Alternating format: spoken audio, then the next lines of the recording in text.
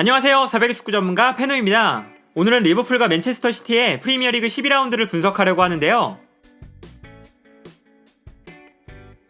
먼저 선발 라인업을 살펴보면 리버풀은 부상으로 빠진 마티프의 자리에 로브렌이 나왔다는 것을 제외하면 평소와 같은 4-3-3 전형으로 나왔습니다. 반면 맨시티의 선발 라인업에는 변동사항이 많았는데요.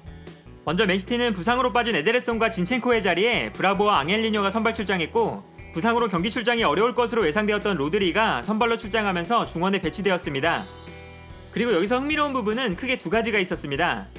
첫 번째는 페르난지뉴가 왼쪽 중앙 수비수, 스톤스가 오른쪽 중앙 수비수로 배치되었다는 것입니다. 과르디올라는 페르난지뉴를 전진시켜서 공격적으로 경기를 운영할 때는 페르난지뉴를 오른쪽 중앙 수비수로 배치하지만, 페르난지뉴를 전진시키지 않는 경기에서는 페르난지뉴를 왼쪽 중앙 수비수로 배치하고 스톤스나 오타멘디를 오른쪽에 배치합니다. 오른발을 사용하는 스톤스나 오타멘디가 왼쪽에 배치되었을 때 빌드업의 불안한 모습을 보여줄 때가 많기 때문인데요. 따라서 페르난지뉴를 왼쪽에 배치시킨 것은 페르난지뉴가 전진하는 움직임이 이번 경기에서 자주 나오지 않는다는 것을 의미했고, 좀 더 안정적인 후방 빌드업을 위한 과르디올라의 선택이라고 할 수 있습니다. 그리고 두 번째 특징은 페르난지뉴가 전진해서 로드리를 도와주지 않는 대신 긴도안이 내려와서 후방 빌드업에 가담했다는 것입니다. 맨시티는 평소처럼 중원을 역삼각형 형태로 배치하는 것이 아니라 긴도안이 내려오고 데브라이너는 높게 전진시켜서 4-4-2 전형에 가까운 모습을 보여줬는데요. 수비 라인 앞에 두 명의 선수를 배치시켜서 좀 더 안정적으로 빌드업을 진행하고, 동시에 데브라이너를 전진시켜서 공격에 집중할 수 있는 환경을 만들어주기 위한 전술 변화였습니다. 따라서 경기를 보면 데브라이너가 아구에로와 함께 공격 라인을 이루고 있고, 중원에는 로드리와 긴도안이 배치되면서 맨시티는 4-4-2에 가까운 전형을 형성했습니다. 그러나 데브라이너가 높은 지역에 배치되었을 때 맨시티는 중원 라인과 공격 라인의 거리가 너무나 멀어진다는 문제가 있었습니다. 맨시티는 중원 라인과 공격 라인이 간격을 유지하는 데 실패하면서 중원에서 수적으로 불리한 상황에 놓일 때가 많았는데요. 특히 수비적으로 큰 문제가 발생했습니다. 리버풀의 공격 상황에서 수비 라인이 내려갔을 때 아구에로와 데브라이너가 수비 간격을 좁혀주지 못했는데, 이때 리버풀이 맨시티의 수비 라인 앞에서 편안하게 공격 작업을 하거나 흘러나오는 볼을 편안하게 차지하는 장면을 자주 볼 수 있었습니다. 이 장면을 보면 맨시티가 수비 라인을 형성하고 있는데 데브라이너와 아구에로가 내려와주지 않았기 때문에 그 앞에서 리버풀이 편안하게 볼을 소유하고 있는 모습을 확인할 수 있었는데요.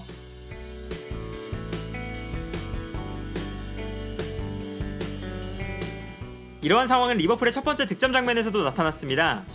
맨시티의 공격 상황에서 아놀드의 팔에 볼이 맞았지만 심판이 반칙을 선언하지 않았고, 이후에 리버풀이 공격을 진행하는 장면인데요. 리버풀의 역습 상황에서 마네의 크로스를 맨시티의 수비진이 걷어내면서 파비뉴가 볼을 잡는 상황인데, 데브라이너가 수비로 돌아오는 타이밍이 늦으면서 파비뉴가 여유롭게 볼을 소유하고 슈팅을 시도할 수 있었습니다. 그리고 파비뉴의 슈팅이 그대로 득점으로 이어졌는데요. 그리고 중원 라인과 공격 라인의 거리가 멀다는 것은 빌드업 상황에서도 큰 문제를 발생시켰습니다. 수비에서 공격으로 전환할 때 아구에로와 데브라이너가 너무 높은 위치에 머물면서 맨시티는 전방으로 볼을 전달하는 과정에 어려움을 겪을 수밖에 없었는데요. 특히 중원 라인은 수비에서 넘어오는 볼을 공격 라인에게 전달하는 역할을 맡게 되는데, 이때 긴도안과 로드리 앞에서 패스를 받아줄 수 있는 선수가 없었고, 결국 긴도안과 로드리는 볼을 전진시키지 못하고 리버풀의 압박을 받아야 했습니다. 더군다나 긴도안과 로드리가 개인 능력으로 상대의 압박을 이겨내고 볼을 전진시키는 데 큰 장점이 있는 선수도 아니었던 만큼 아구에로와 데브라이너가 부지런하게 볼을 받으러 내려오지 않으면서 공격 라인이 전방에 고립되는 상황이 나타났습니다. 맨시티의 후방 빌드업 상황을 보면 로드리가 볼을 잡을 때 데브라이너가 굉장히 높은 위치에 올라가 있는 것을 볼 수 있는데요. 두 선수의 거리가 너무 멀기 때문에 로드리가 볼을 정확하게 전방으로 전달하기 힘든 상황이 만들어지게 됩니다.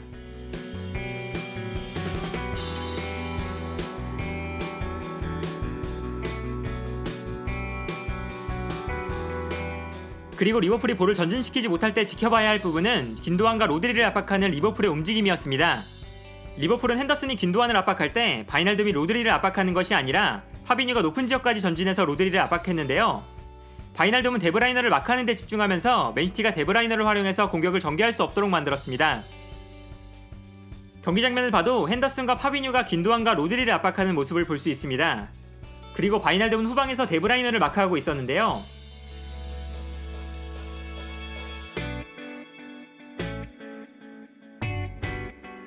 결과적으로 맨시티는 볼을 전진시키는데 어려움을 겪으면서 데브라이너를 높은 위치에 배치시킨 효과를 보지 못했습니다. 리버풀이 공격 상황에서 높은 지역까지 전진했을 때 데브라이너에게 빠르게 볼을 전달하고 데브라이너의 패스로 결정적인 찬스를 만드는 것, 이것이 맨시티의 가장 이상적인 공격 패턴이었는데요. 그러나 데브라이너에게 볼이 전달되지 못하면서 맨시티는 리버풀의 수비 뒷공간을 공략하지 못했고, 맨시티가 압박에 막혀서 볼을 전진시키지 못하는 동안 리버풀은 수비 라인을 완벽하게 갖추는 데 성공했습니다. 한편 데브라이너의 전진 배치는 전방 압박 상황에서도 그다지 좋지 못한 모습을 보여줬습니다. 데브라이너는 아구에로와 함께 리버풀의 중앙 수비 라인을 강하게 압박했는데요. 여기서 문제는 맨시티가 중원에서 수적으로 불리한 상황이 만들어진다는 것입니다. 특히 파비뉴가 자유로운 상태에 놓이면서 리버풀이 맨시티의 압박을 쉽게 풀어나오면 긴도안이 파비뉴를 압박하기 위해서 전진했는데 이때 핸더슨이 자유로워지고 피르미누까지 중원으로 내려오면서 순간적으로 맨시티가 중원에서 리버풀의 선수들을 놓치는 장면이 자주 나왔습니다. 데브라이너나 긴도안이 압박을 위해서 전진했다면 두 선수의 자리를 메워주는 유기적인 움직임이 필요했는데 압박 상황에서 맨시티의 조직력 자체가 그다지 좋지 못했는데요. 경기 장면을 보면 이러한 특징을 확인할 수 있습니다. 이 장면을 보면 데브라이너와 아구에로가 전방에서 적극적으로 압박을 시도하고 있고 이때 파비뉴를 긴도안이 올라와서 마크하고 있습니다. 그러나 긴도안이 파비뉴를 마크하기 위해 전진했기 때문에 맨시티의 중원에는 로드리 한 선수만 남아있게 되는데요. 따라서 핸더슨과 바이날듬이 중원에서 자유로운 상태로 놓여있는 것을 볼 수 있고 리버풀은 이 공간을 활용해서 볼을 전개할 수가 있습니다. 이 장면 또한 마찬가지입니다. 긴도안이 파비뉴를 압박하기 위해 올라가 있는 상황인데 이때 중원에는 로드리가 혼자 남아있는 것을 볼 수 있습니다. 반면에 리버풀은 핸더슨과 바이날둠 그리고 피르미누가 중원으로 내려와서 중원에서 수적 우위를 형성하고 있고 결과적으로 중원을 통해서 여유롭게 볼을 전진시킬 수가 있습니다. 그리고 이처럼 맨시티의 전방 압박이 제대로 이루어지지 않으면서 오히려 리버풀의 역습으로 이어졌습니다. 특히 지난 프리뷰에서 살펴봤던 것처럼 리버풀이 압박을 받을 때 반대편으로 방향을 전환하는 아놀드의 패스가 경기에 결정적인 역할을 했는데요. 아놀드는 맨시티 선수들이 한쪽 측면에 쏠려 있을 때 반대편 측면으로 볼을 전개하는 모습을 자주 보여줬는데 이때 반대편 측면에는 맨시티 선수들이 없기 때문에 순간적으로 여유로운 공간이 발생했습니다. 이러한 방식으로 리버풀은 두 번째 득점을 만들어냈는데요. 이 장면을 보면 맨시티 선수들이 리버풀을 압박하기 위해서 한쪽 측면에 쏠려 있을 때 아놀드가 반대편 측면으로 볼을 전개합니다. 그리고 반대편 측면으로 볼이 전개되었을 때 로버트슨이 여유로운 공간에서 볼을 잡았고 뛰어들어가는 살라에게 정확한 크로스를 보내주면서 살라가 득점을 만들어내는 데 성공했는데요. 맨시티의 압박을 벗어나는 것을 시작으로 아놀드, 로버트슨, 살라까지 단 3번의 패스로 연결된 득점 장면이었습니다. 또한 리버풀이 중원에서 수적으로 우위를 점했을 때 리버풀의 공격에서 가장 눈여겨봐야 하는 선수는 핸더슨이었습니다. 공격 상황에서 핸더슨은 측면으로 이동해서 살라와 함께 측면 공격을 주도했는데요. 맨시티가 중원에서 수적으로 불리한 상황이었기 때문에 긴도안이 파비뉴를 견제하는 과정에서 핸더슨의 움직임을 놓치는 경우도 많았고 기본적으로 핸더슨의 활발한 움직임을 긴도안이 따라가지 못하는 모습을 보여줬습니다. 그리고 맨시티가 핸더슨의 움직임을 놓쳤을 때 앙헬리뉴가 측면에서 핸더슨과 살라를 혼자서 상대하는 장면이 자주 나타났습니다. 리버풀은 이러한 상황을 활용해서 살라가 중앙으로 움직이면서 핸더슨에게 공간을 만들어주거나 반대로 핸더슨이 살라에게 공간을 만들어주는 방식으로 맨시티의 왼쪽 측면을 계속해서 무너뜨리는 데 성공했는데요. 이 자료는 전반전에 나타난 리버풀 선수들의 평균적인 위치가 표시된 그래프인데 핸더슨의 위치가 측면으로 쏠려 있고 살라와 함께 굉장히 공격적인 움직임을 보여줬다는 것을 알 수 있습니다. 그리고 경기에서 핸더슨이 볼을 터치한 위치를 봐도 핸더슨의 볼 터치는 측면 지역에서 대부분 이루어졌다는 것을 볼 수 있습니다. 경기를 보면 이러한 특징이 나타나는데요. 핸더슨이 높은 지역으로 움직일 때 앙헬리뇨가 핸더슨을 견제하게 되는데 이때 살라에게 자유로운 공간이 만들어지는 장면입니다.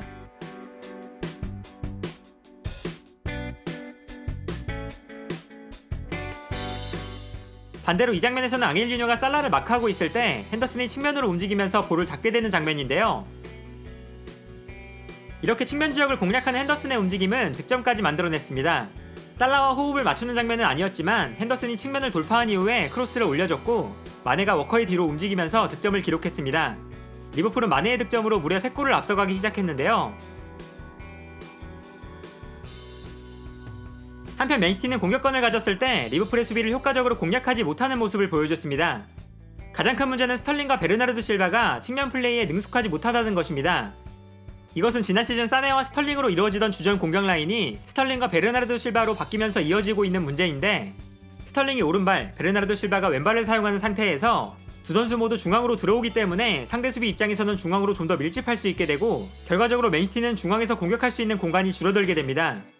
이러한 상황에서는 풀백들이 측면 공격에 적극적으로 가담해주고 상대 수비를 측면으로 분산시키면서 공격수들에게 공간을 만들어주는 플레이가 필요한데요. 그러나 맨시티는 중앙 미드필더들이 적극적으로 공격에 참여하는 동안 좌우 풀백이 중원에서 수비 밸런스를 유지하는 역할을 맡을 때가 많았습니다. 따라서 측면 공격수들이 중앙으로 움직일 때 측면 공간을 공략하지 못하는 상황이 발생하는데요. 이번 경기에서도 이러한 장면이 경기 내내 반복되었습니다. 측면에서 볼을 잡을 때 베르나르도 실바가 측면 돌파를 시도하거나 후방에 있는 워커가 측면 공간으로 뛰어나가주면서 리버풀의 수비를 분산시켜줘야 하는데, 맨시티는 베르나르도 실바가 중앙으로 움직이는 공격 패턴을 고집하기 때문에 리버풀의 수비는 더욱더 중앙에 밀집할 수 있는 것인데요. 이러한 모습은 반대편 측면에서도 나타납니다. 스털링이 중앙으로 볼을 몰고 들어올 때 리버풀의 수비진은 이미 중앙에 자리를 잡고 있고, 이러한 상황에서는 스털링이 중앙으로 움직여서 좋은 공격 찬스를 만들 수가 없습니다. 반면 리버풀은 마네의 적극적인 수비 가담이 수비에 큰 힘이 되어줬습니다. 아무래도 맨시티는 데브라이너를 중심으로 공격을 풀어나갈 때가 많았는데, 마네가 수비에 가담해주면서 데브라이너가 위치한 리버풀의 왼쪽 측면에 리버풀 선수들이 밀집할 수 있었습니다. 그리고 공격에 어려움을 겪고 있었던 맨시티는 후반전 시작과 동시에 리버풀의 수비에 대응해서 데브라이너와 아구에로의 자리를 바꿨고, 데브라이너를 왼쪽으로 이동시켰습니다. 수비 가담에 적극적인 마네가 있는 오른쪽 측면보다 살라가 있는 왼쪽 측면의 수비 숫자가 좀 더 적기 때문인데요. 여기에 더해서 맨시티는 앙헬리뇨를 공격적으로 활용하면서 측면 공격이 이루어지기 시작했습니다. 앙헬리뇨가 올라오면서 리버풀 수비를 분산시켜줬고, 이때 스털링이나 데브라이너에게도 좋은 공격 찬스가 만들어졌습니다.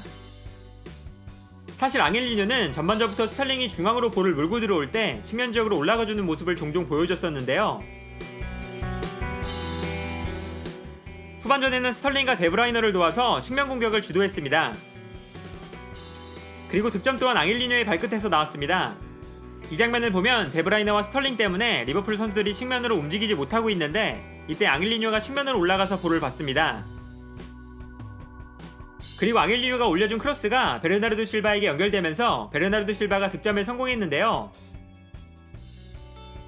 한편 리버풀은 스털링, 데브라이너, 앙헬리뇨로 이어지는 맨시티의 측면 공격에 대응해서 전술 변화를 가져갔습니다. 먼저 핸더슨 대신 밀러를 투입하면서 마네를 오른쪽 측면으로 이동시켰는데요. 살라보다 수비에 강점이 있는 마네를 활용해서 오른쪽 측면 수비를 강화한 것입니다. 이후에는 피르미누 대신 체인벌린을 투입해서 체인벌린을 오른쪽 측면에, 그리고 마지막에는 살라 대신 조고메즈를 투입하면서 조고메즈와 아놀드를 오른쪽 측면에 배치하는 모습을 보여줬습니다. 맨시티의 공격 방향에 맞게 리버풀은 계속해서 오른쪽 측면 수비를 강화하는 것이 인상 깊었고, 반면에 맨시티는 아구에로 대신 제주스를 투입한 것을 제외하면 교체 카드를 모두 사용하지 않으면서 공격에 변화를 주지 못했다는 것이 아쉬웠습니다. 결국 경기는 리버풀의 3대1 승리로 종료되었는데요. 리버풀은 맨시티와의 승점 차이를 9점으로 벌리면서 우승 경쟁에서 중요한 위치를 선점했습니다. 반면 맨시티는 데브라이너를 전진시키는 전략이 제대로 이루어지지 않으면서 다소 실망스러운 패배를 기록했는데요. 중요했던 경기였던 만큼 두 팀의 치열한 신경전과 전술 싸움이 흥미로웠던 경기가 아니었나 합니다. 오늘 전술 분석은 여기까지고요. 시청해주셔서 감사합니다.